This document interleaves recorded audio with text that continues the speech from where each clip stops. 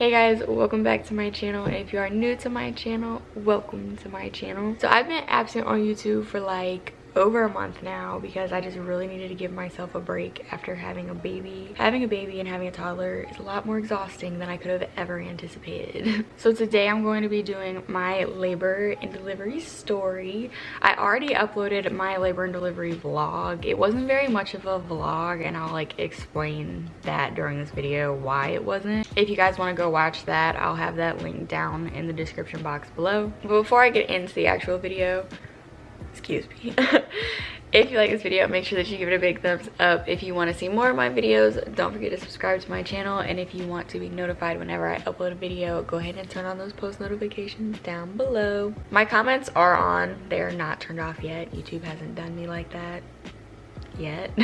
So if you guys do want to leave any video idea suggestions, go ahead and drop those in the comments, or you can message me on Instagram. I look at my DMs. I'm not always able to respond to them because I get a ridiculous amount on a daily basis. So even if I don't respond, just know that I more than likely have seen it. I actually already filmed this video once, but I was just like, I don't feel like I explained it well enough, if that makes sense. I feel like I was just trying to like get it all out. So my story starts on February 10th.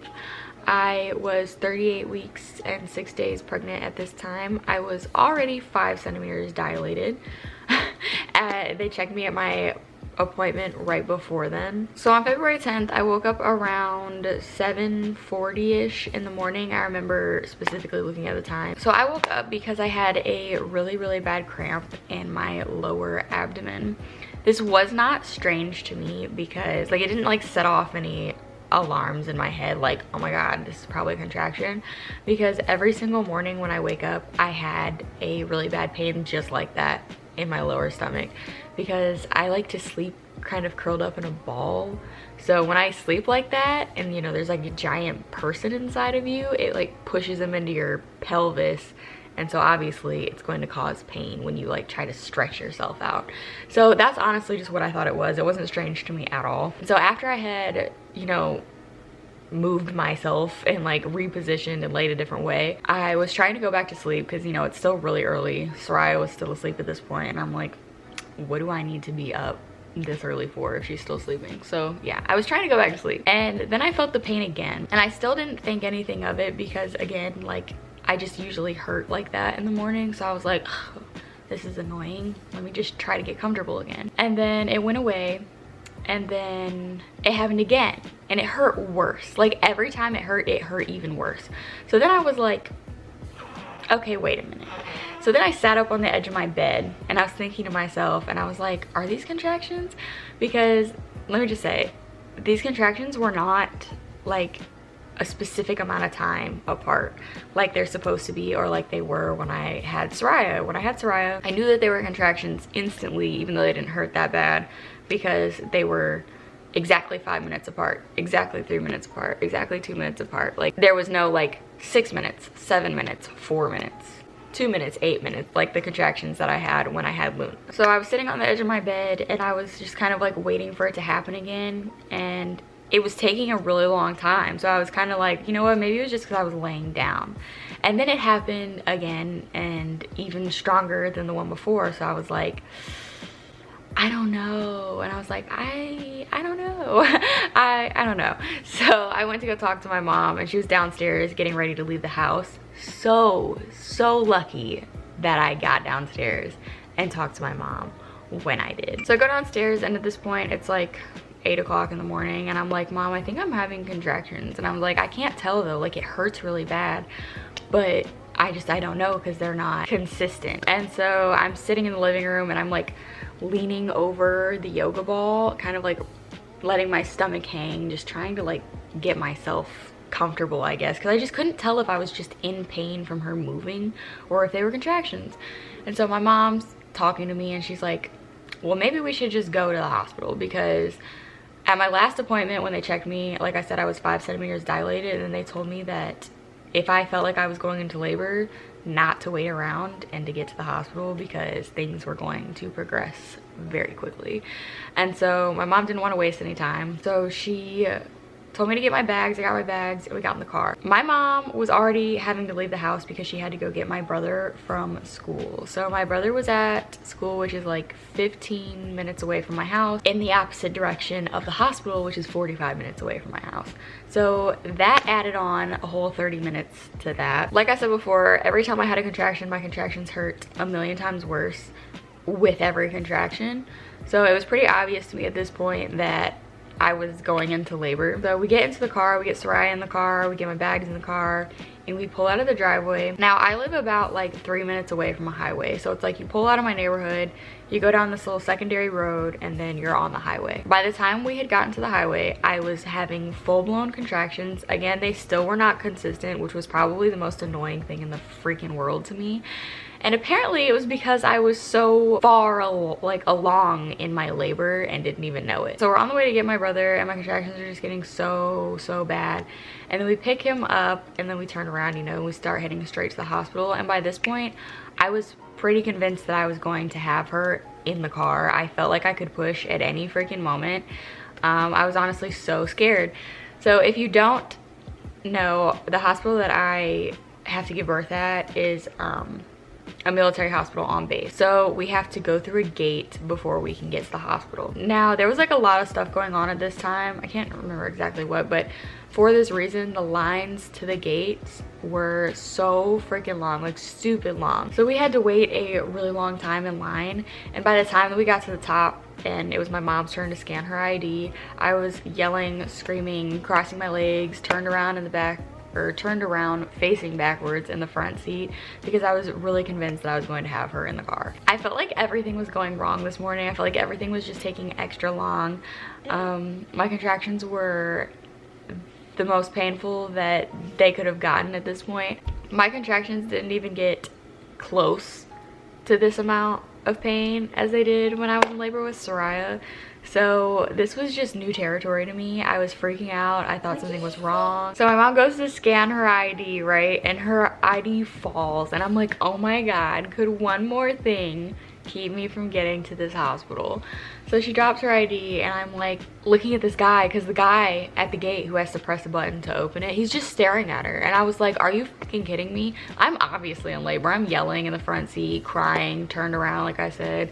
And I was just like, pick up her ID. I am in labor. So he like rolls his eyes, picks up her ID, gives it to her or whatever. And I'm just like, are you serious? Like, you're serious right now? You just had to be that jackass today? So we get to the hospital, and I could not walk. There was absolutely no way in hell that I was going to be able to walk to the elevator to get to the 3rd floor.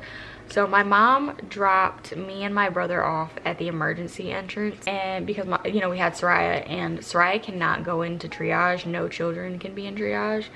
And so my brother helped me get into the emergency room, and they pretty much obviously noticed right away, like, okay, she's in labor. So they got me a wheelchair, and they walked me and my brother to the elevator and up to the 3rd floor. So my brother waited in the waiting room for my mom, so that she could bring him Sariah and he could sit there with her, and my mom could come back into triage with me. So I went ahead and checked myself in, and they brought me right back. I don't even think they made me do anything like fill in the form like I'm supposed to. They just took my ID and then brought me right back and started hooking me up to monitors. Labor, so the triage was completely full. There's 5 beds and 4 of them were full. There was only 1 bed left, and that was my bed. And of course, every single woman who was in labor and delivery right now was in labor. Not even nearly as progressed as I was, but they were in labor. And because they were there before me, obviously they were getting seen before me. So I'm waiting back there, and they made me change into a gown, and I'm just like so uncomfortable at this point. I just couldn't sit down on the bed. Like, I was up, my ass was out, same deal as it was when I was with Sariah.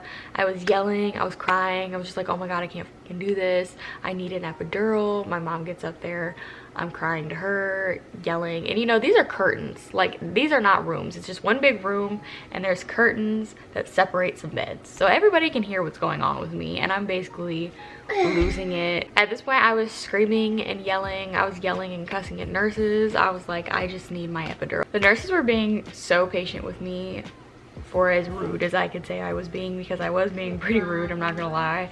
But that's because I was in the most amount of pain I've ever been in my life. They did not check me when I came in. They went off of how I was 5 centimeters at my last appointment, and or maybe they did check me, I don't know, I don't remember them checking me. But because my contractions were so bad, they were gonna try to give me an IV, and they told me that the fluid would help my contractions not hurt as bad, and I'm like, okay, put it in my damn arm.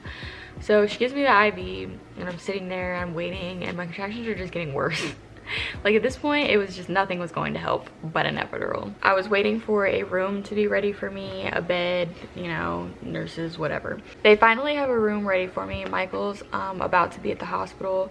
He wasn't with me because at this time he was staying like over an hour away with his dad, because he was working with his dad. So he was on his way to the hospital at that point, and they got me back to a room, and it was about, I swear I was in there for like 30 minutes, completely losing it, screaming, yelling. I was telling my mom, like, I can't do this. Like, I can't do this. This is not going to happen.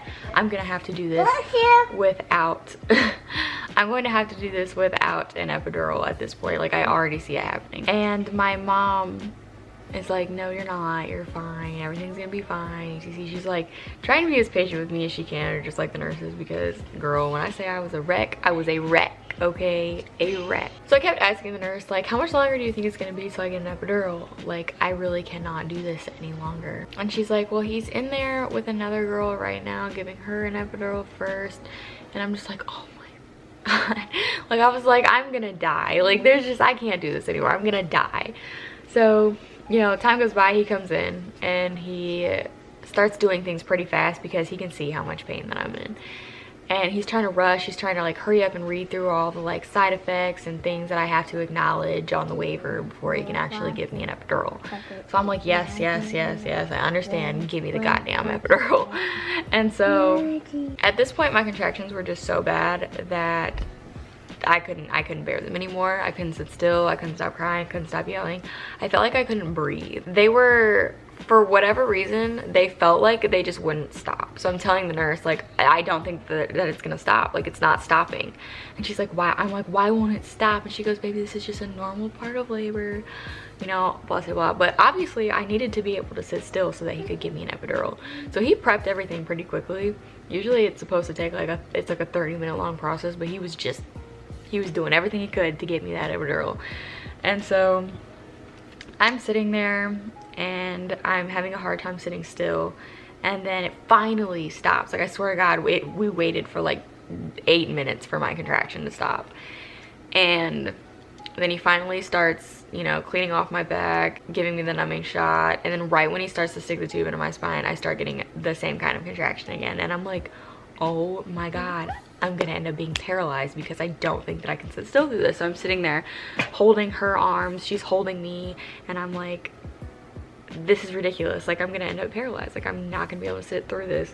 But I ended up sitting through. He did it really fast. He was telling me, now this isn't gonna completely get rid of your pain, but it's going to dull it down a lot.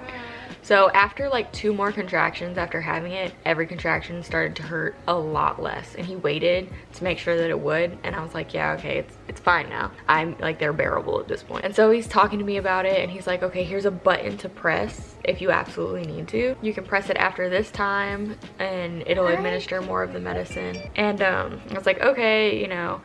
By this point, Michael had gotten to the hospital, my aunt had gotten to the hospital, and I told everybody that they could come back in because nobody's allowed in the room with you, at least at my hospital, when you get an epidural, because it's a sterile environment. So everybody came back in. It was Michael, Sariah, my mom, and my aunt in the room with me the entire time.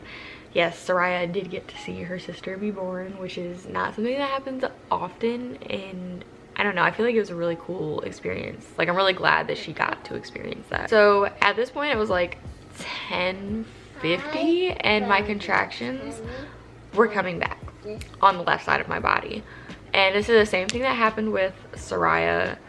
My contractions started to, I just started to feel them on the left side of my body again. Like, my epidural just wasn't working on that side. When I was in labor with Sariah, I blamed it on the nurse because she made me lay on my right side. And after that, I felt everything on my left side. But now I know that it is not the nurse and that my body, for whatever reason, just won't take epidural on the left side as well as it will on the right side. I swear by the second, my contractions were getting worse and worse on the left side of my body. And at that point, I was like, okay, I need the anesthesiologist again. He told me to just go ahead and press the button. I pressed the button. It did absolutely nothing for the left side of my body. It just numbed my right side even more.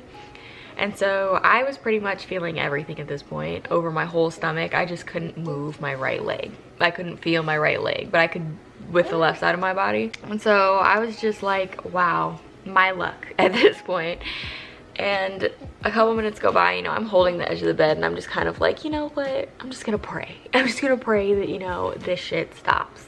And I'm crying, talking to Michael and my mom and all that. And then I'm laying there and I'm like, we all hear a pop. And Michael said it sounded like I farted. But we all hear a pop. And then I felt a flood of water. My water broke. And my bed was soaked. And I was like, okay, yeah, my water just broke. And I told the nurse, because I think yeah, she was in the room. And I told her that my water broke, and she's like, okay, you know, when we get the pads, they changed it.